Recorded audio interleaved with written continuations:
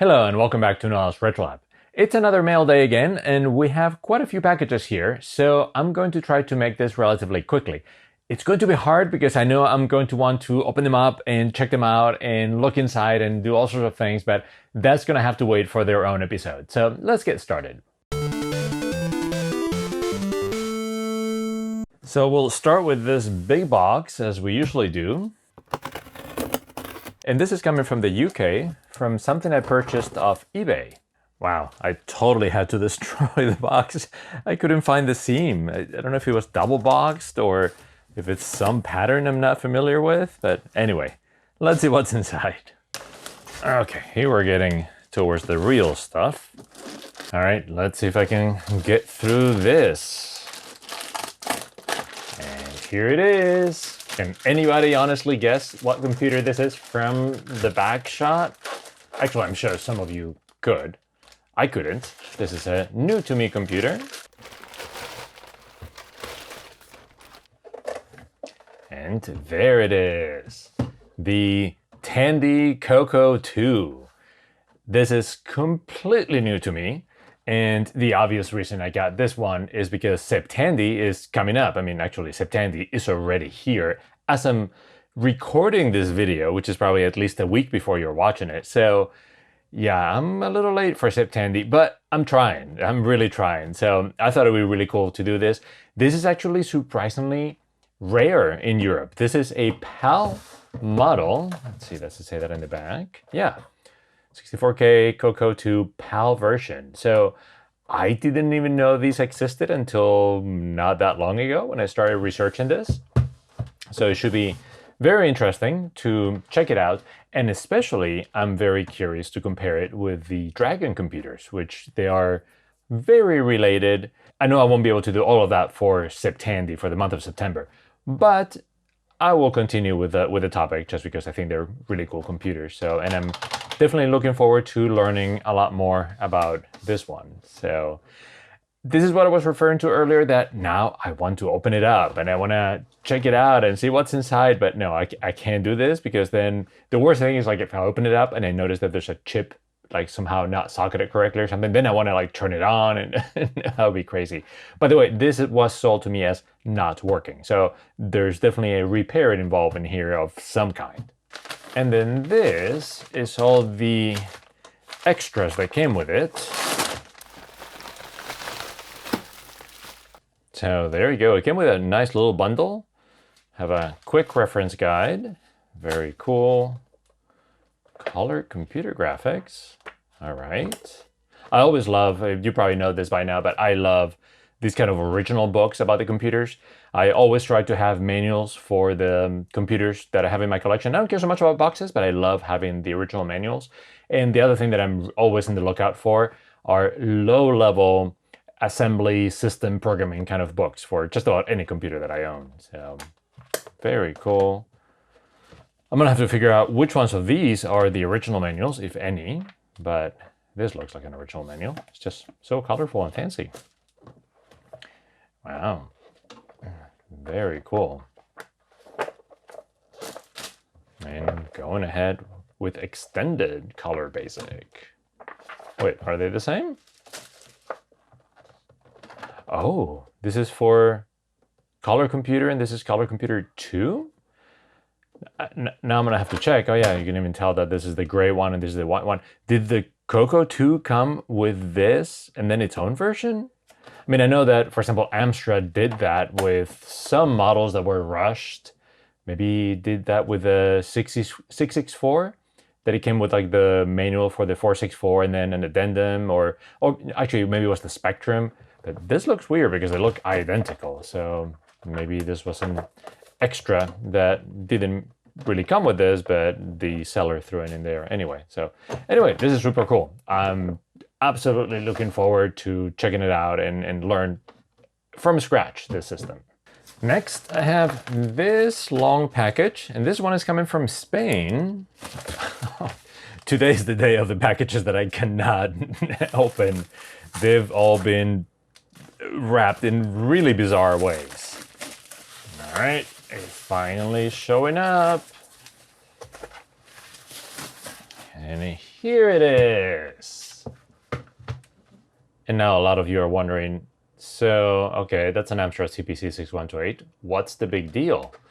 Other than being in really bad shape. Check out that melted copy key. And there's actually something very unique about this Amstrad CPC. So I give you 5 seconds to look at it, and it's pretty subtle, especially from here. It's less subtle from here. Those ports, those are the, I think they're called Centronic ports, and typically you find them in the Schneider version of the Amstrad. So it has a broken case in there too. And so why does this one have it? Because this is a very special model. It's not particularly valuable or anything, but it's a special one. And this is the US version of the Amstrad CPC 6128. How can I tell that it's the US version? Well, because this. They actually localized color. So spelled it without the U, the US way. Other than that, it's exactly the same. And I guess same thing, master color chart, same thing. Other than that, is exactly like the UK version, including the pound sign. And does it say something in the back? This might be different. Yeah, check it out. So it says there, like Induscomp International, which that's an interesting bit. That is Induscomp. I'll probably talk about that. USA. Was in Illinois. And yeah, November 1985. Oh, interesting. It has a, is it a repair? Yep, repaired in Spain. I'll definitely talk more about this. I'm actually thinking of saving this video for, what are we calling it? Janstrad? I'm toying with the idea of making January an Amstrad month, and maybe I'll use this as an opportunity to cover this one, and especially cover the history of this computer, as well as trying to do a restoration. Obviously, it's in pretty bad shape. So, oh yeah, check it out, this one. So it could be fun trying to restore the case and all that, but definitely I want to dig a little bit more into why is there a US version of this computer when pretty much Amstrad was unheard of in the US? Yeah, this is a cool little project, and it will be happening probably in January, hopefully. Next, I have this package coming from EV Solomon in the US. And so instantly, a lot of people already know what this is. So this is the, I guess BackBit is the company, and this is the BackBit Chip Tester Pro. Ooh, serial number 208. So after the success of the Retro Chip Tester Professional video that I did a while ago, a lot of people wrote in the comments and contacted me personally saying, hey, that was really cool. Could you also review the BackBit, which is another tester? I was somewhat familiar with it, and it does some of the same things. And I looked at it and actually thought it was interesting enough that it's not necessarily, I don't think anyway, by reading the manual, that one of them is necessarily better than other. They're actually different, maybe with different purposes, but they have a lot of similarities. So I thought it would be really cool to review that too. So I contacted Evie, and she sent me one to review free of charge, but obviously I can make up my mind about it and tell you about it. So I will definitely be making a video about this one in the same spirit as the Retro Chip Tester Pro. So I definitely want to see it. There's several really cool things about this one. What is up with packages and me today? I can't open them. This is just really cool. Is the form factor of this is very small. It's very compact. And ooh, it has a rotary encoder. That's right, a lot of people told me about it. That's probably how you select quickly the thing you want to test. And not only is it a tight form factor, but I believe this is a 40-pin socket. So that opens up a lot more possibilities for CPU testing and all of that. So that's really cool. I'm really looking forward to trying it out. The one other thing that I know about the BackBit chip tester is that I think, at least initially, was mostly intended for Commodore 64s. But it's not just that. It really tests a bunch of other things. And this, all right, there's probably adapters. That's right. Another thing that caught my eye about the BackBit tester, which initially I kind of dismissed, is that it claims to have in-circuit testing, which is kind of the holy grail of this. You'll be able to hook up to something without having to desolder it and then test if that chip is working. Normally that doesn't work because when you power the chip itself, you're actually powering the rest of the board, and then there's just too much chatter to be able to see if the chip is working correctly or not. And so I kind of dismissed that. I had tried that with DRAMs on Amstrads a while ago.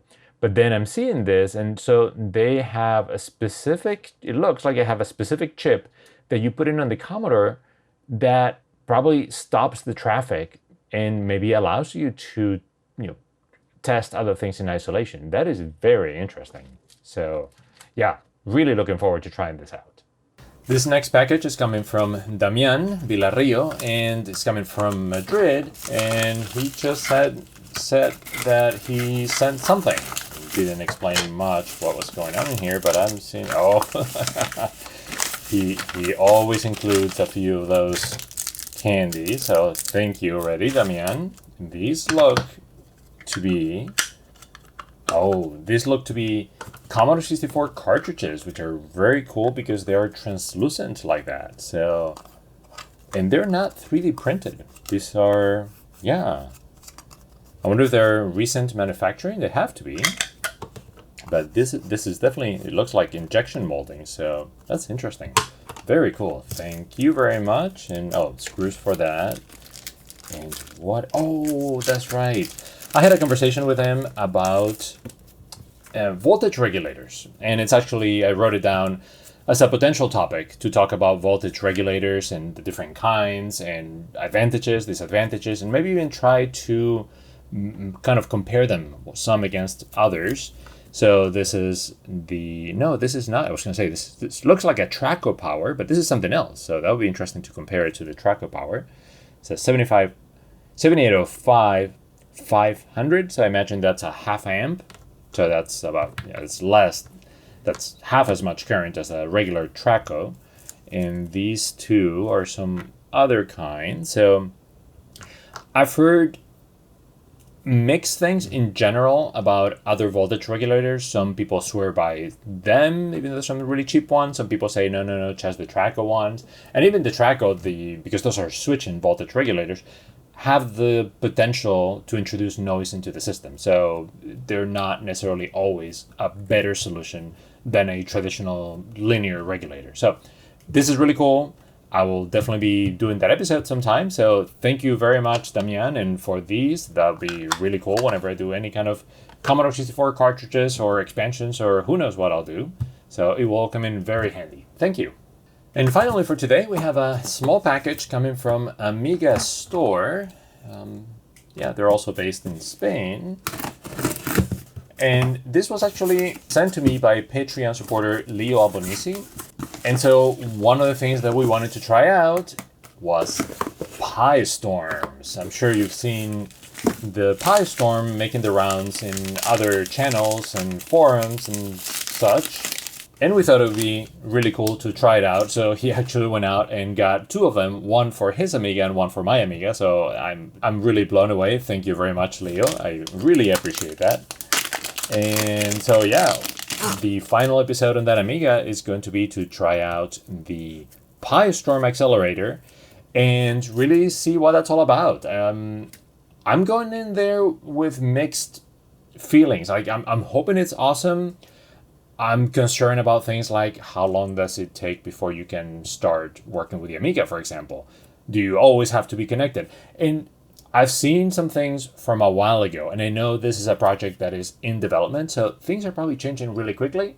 So I'm hoping to get a really cool surprise and be like, oh, this is awesome. I can always leave it inside the Amiga, and now, boom, suddenly the Amiga is five times faster. It's probably not going to be the case, but it should be fun playing around with it. And of course, apart from the Pi Storms, we got two Raspberry Pis Model 3A. Yeah, there you go. Which is amazing how small and powerful these are getting. So thank you so much, Leo. I will definitely be making this video within the next month to wrap up the Amiga series. So there you go. Lots of really cool projects that will hopefully be happening soon. Actually, not hopefully. A lot of these are already scheduled. One of the realities of working on many videos like I do and having Patreons with early access and things like that is that I actually end up scheduling things months in advance, certainly weeks, sometimes months. Like, for example, the Amstrad one being a January video and things like that. So they are already in the pipe. They will be happening. So rest assured. So anyway, I hope you enjoyed this episode. If you have any comments, let me know. As usual, I always try to read the comments, and I will see you next time. If you enjoyed this video, please consider supporting Noel's Retro Lab on Patreon or joining the membership on YouTube. Not only is that the best way to support this channel and allow me to continue making more videos, but you also get some extra perks like early access, ad-free videos, and more. Thank you again to all the supporters. See you next time.